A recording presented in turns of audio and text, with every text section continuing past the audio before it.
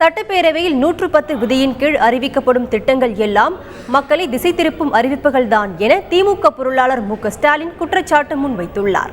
சென்னை விமான நிலையத்தில் இன்று செய்தியாளர்களை சந்தித்த அவர், சட்டப்பேரவையில் 110 விதியின் கீழ் அறிவிக்கப்பட்ட பல கோடி ரூபாய் மதிப்பிலான திட்டங்கள் நடைமுறைப்படுத்தப்பட்டுள்ளதா என்று கேள்வி எழுப்பினார்.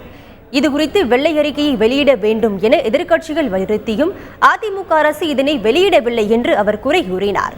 சட்டப்பேரவையில் 110 விதியின் கீழ் அறிவிக்கப்படும் திட்டங்கள் மக்களை ஏமாற்றும் அறிவிப்புகள்தான் என்று அவர் குற்றம் சாட்டினார்.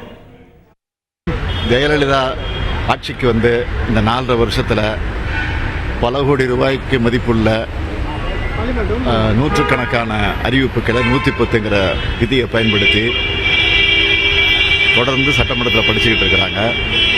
ஆனால் இது குறித்து என்னென்ன பணிகளை நடத்தி முடிச்சிருக்கிறோம், என்னென்ன பணிகள் எந்த சூழ்நிலையில் இருக்குது அப்படின்னு ஒரு வெள்ளை அறிக்கையை சட்டமன்றத்தில் வைக்க வேண்டும் என்று சொல்லி பலமுறை திமுக மட்டுமல்ல பல்வேறு கட்சியினுடைய தலைவர்கள் இதை தொடர்ந்து வலியுறுத்தி இருக்கிறார்கள்.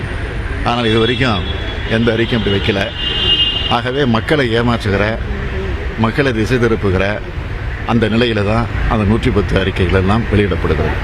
சமீபத்தில் தமிழக சட்டப்பேரவை தேர்தல் தொடர்பாக வெளியான கருத்து கணிப்பு குறித்த கேள்விக்கு பதிலளித்த மு.க.ஸ்டாலின் கருத்து கணிப்பை வைத்து திமுக அரசியல் நடத்தவில்லை என்றும் கூறினார்.